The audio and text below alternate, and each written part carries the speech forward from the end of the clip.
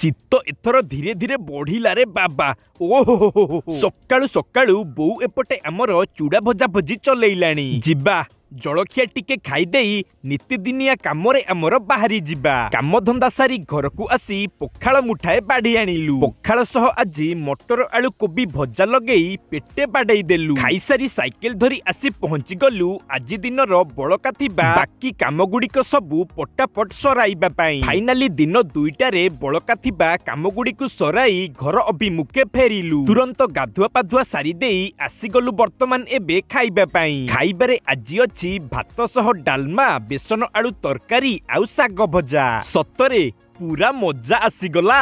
प्रबल शीत हेतु संध्यारे घरु बाहरिबा पई आउ इच्छा ही हेउनी। हल्का टिके जलखिया पई घरे एबे बरा तैयारी चलीछि। संध्या बेलिया गरमा गरम बरा खाई पूरा मजा आसी जिवो। आउ कोन नाली चाहाटा भी एपटे बो हमर तैयारी कलानी। गरमा गरम बरा सह नाली चाहा खाई आजिर भिडियोटी को एठी एमे शेष कलु।